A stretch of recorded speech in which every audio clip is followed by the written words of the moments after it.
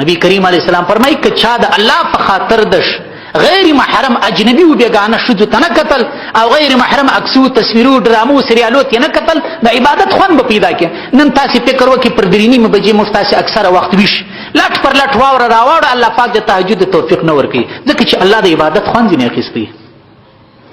شیخ عبدالحق محدث دهلوي رحمت الله علیه د یو عالم دی د هندوستان دی، محدث دهلوي صاحب ورته وایي، دا د ډیلی دی، صرف پر مشکات شریف دی 2 شری لري، یو لمعات تنقیح ده عربي ده، بل اشعه اللمعات ده فارسی ده.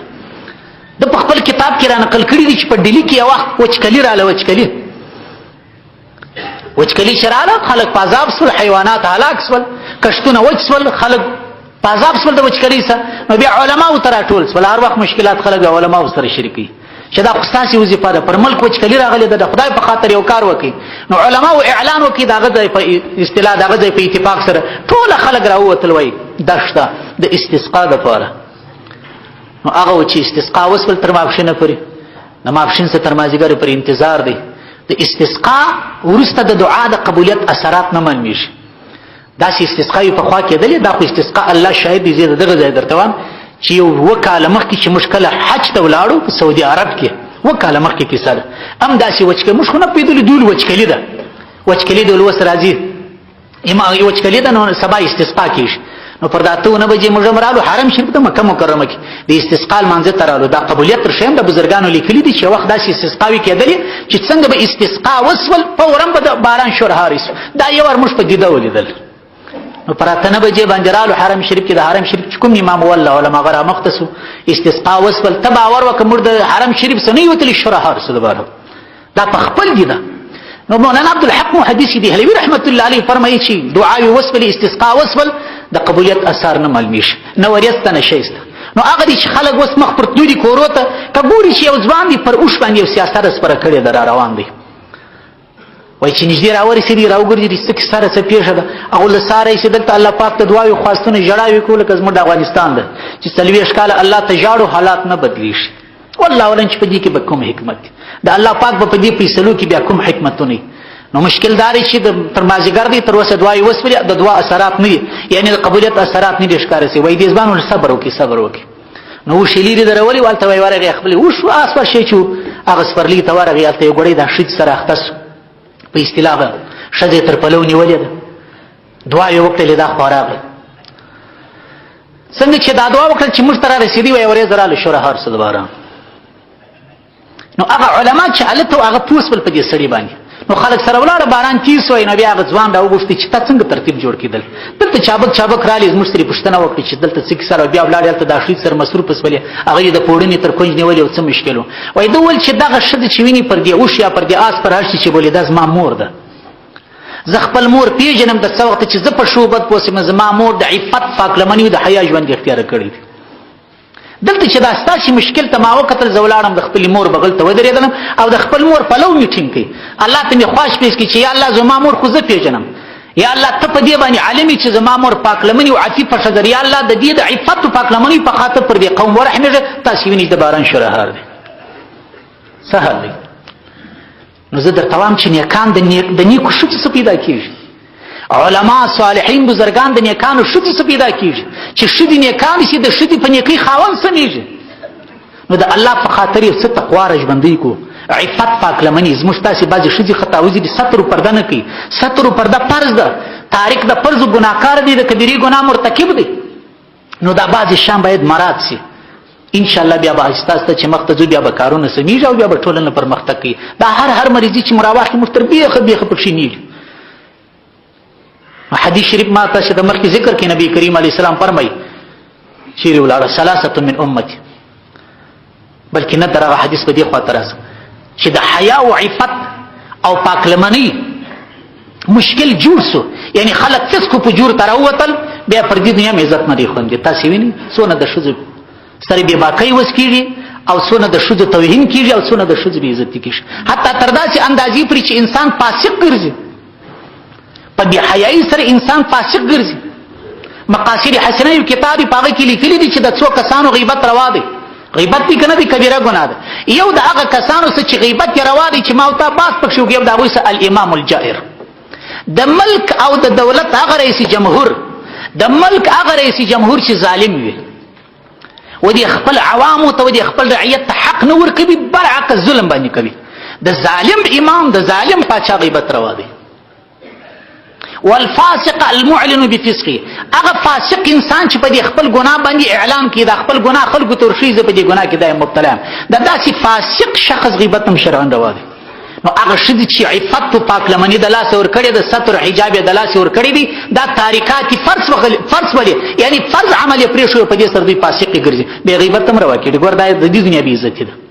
او دریم هغه کس چې غیبت یې روا دي، والمبتدع، هغه بدعتي شخص الذي يدعو الناس الى البدع، چې خلک په ټولنه کې بدعاتو ته رابولي. موږ خو کوشش دا دی دا څو کله دا ستاسو سره دلته اخته چې د الله په خاطر بدعات ختم کړي، ناروا کلتور عنعنه رسمونه ختم کړي، قرآن او حدیث راټینګ کړي، په دغه کې کامیابي ده. لیکن دا چې کسان چې په ټولنه کې خلک بدعاتو ته رابولي، چالي راځي دا خو د پلارو نیکه طریقه ونه، په دې کې څه مشکل شته؟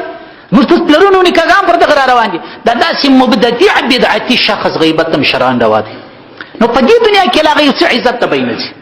نو به هر حال حیا ده، کوشش وکړو عزیزانو چې د لوی سنیولې تر کوشنی پرې دا شی پیدا کو، او ان شاء الله چې قصد او اراده د یو کار وسی به الله تعالی جل شانه هغه اسباب پیدا کوي. موږ خو همیشه دغه دعا کوو چې الله یو بل نقطه واوري. حکیم علماء مولانا اشرف علي تنویر رحمت الله علیه فرمایي، خبري به ختم کو دی وای یو وخت زه پر یو موضوع باندې وای راستم، یو موضوع بیان کوم لکه چې موږ تاسو د حیا د غیرت خبره وکړه. دی یو وخت ما د موضوع د بیانولو وجه دا وی چې زه خپل په مشکل کې مبتلا یم، غیبت را سکیږي. نو بیا راولارسم پر دې غیبت یو بیان وکم، الله پاک دا بیان سبب دغه جوړ کی چې بیا غزما اصلاح پوسی.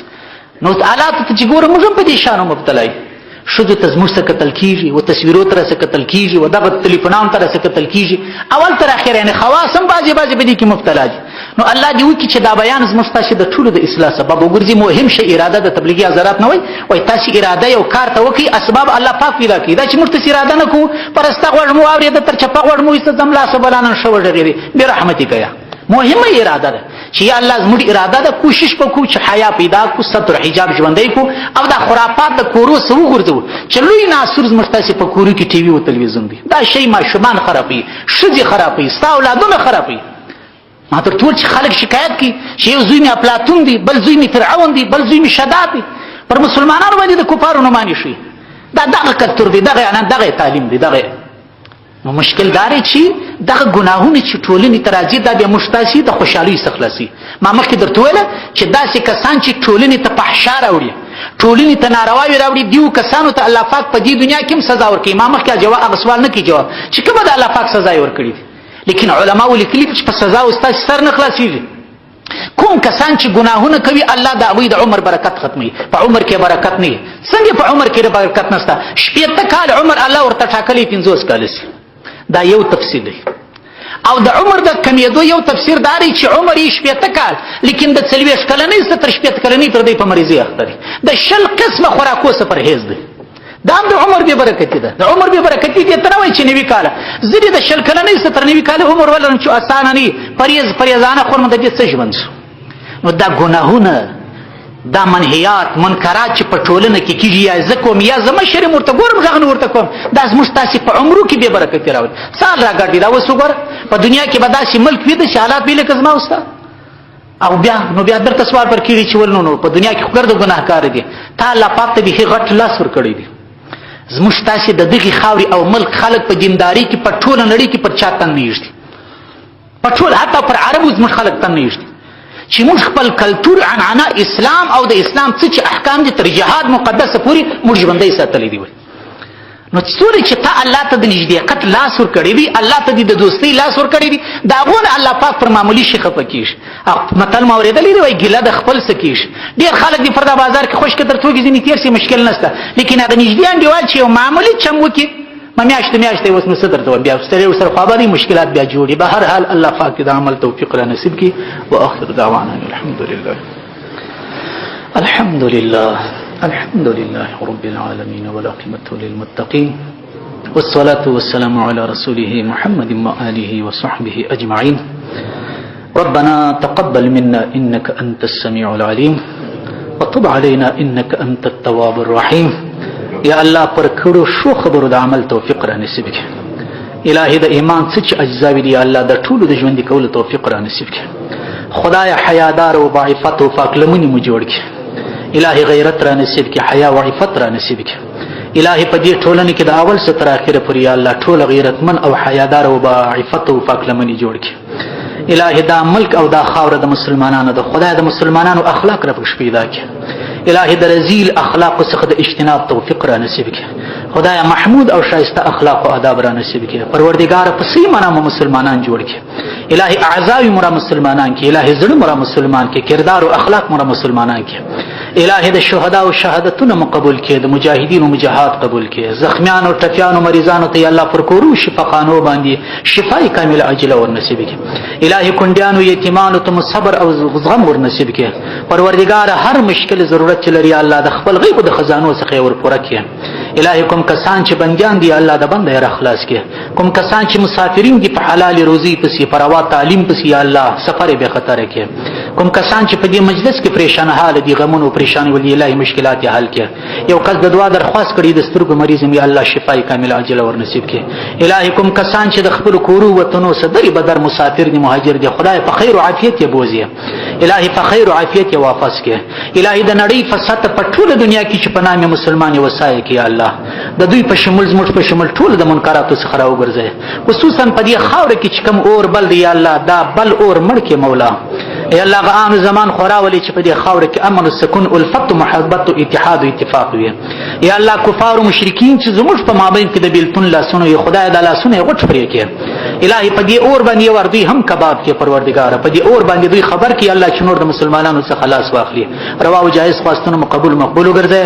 الهي زامن محیادار جوړ کې، لونی محیاداری جوړ کې، شذي محیاداری جوړ کې.